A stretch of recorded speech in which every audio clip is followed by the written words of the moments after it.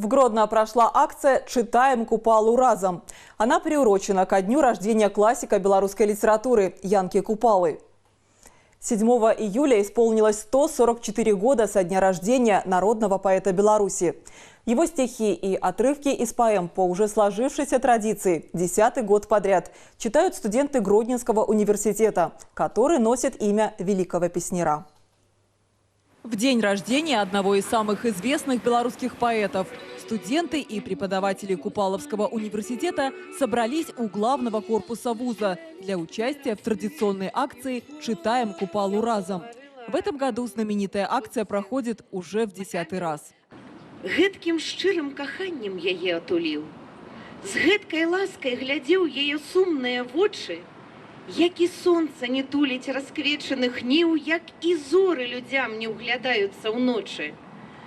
Так пясціў, так галубіў галубку яе, так цяпліў сваім сэрцам сірочым ёй грудзі, як і маці не песціць дзіцё, як спаўе. Не просто прачытаць верш. Сёння мы жадаем, каб кожны, хто прыме ўдзел у гэтай акцыі у якасці удзельніка ці у якасці гледача, каб яны сэрцам адчулі тыя словы, которые да нас даносіў Янка Купала. Чтоб гэтыя словы былі не просто тым, што напісана і перадана нам, а каб гэта было сапраўды сувязь пакаленняў. Проект вышел далеко за рамки университетских аудиторий и объединил как преданных хранителей традиций, так и молодое поколение.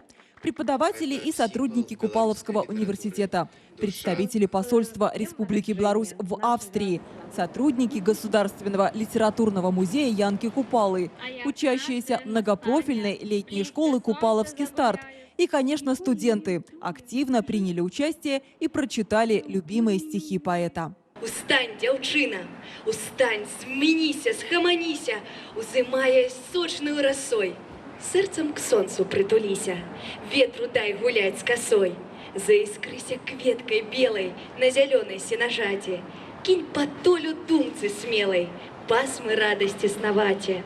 Негадайной песней, казкой заиграется часина. Солнцем, сердцем, с вечной лаской. Не праспі вясны, дзяўчына. Мы узгадваем Янку Купалу, яго творчасць, калі мы чытаем вершы, калі мы прагаворваем тыя падзеі, у якіх ён удзельнічаў, тыя учынкі добрыя, якія ён рабіў. А па-другое, мы натхняемся паэзіяй і вершамі, працай, якую ён рабіў, працу плодавітую, карысную, цудовную. Это событие, которое из года в год объединяет всех купаловцев. Мы трепетно относимся к этому моменту, потому что не только наш университет носит название этого великого классика, но, конечно, разнообразие произведений позволяет нам проявить всю нашу творческую фантазию, подобрать стих, который ближе всего к душе. Сегодня я буду читать вершик про дзяўчынку, якая чакае весну, которая вдохновлена собой, природой, вообще окружающим миром. Янка Купала подарил белорусам огромное наследие – 28 стихотворных сборников и 4 пьесы. Именно он стремился сохранить наш язык и культуру, занимаясь переводами с русского на белорусский произведений таких классиков, как Крылов, Некрасов, Пушкин и других. Но еще больше вклад он внес, создавая настоящее национальное богатство – книги, которые были переведены на множество языков мира. Ольга Малигон, Александр Подгайченко, телерадиокомпания «Гродно».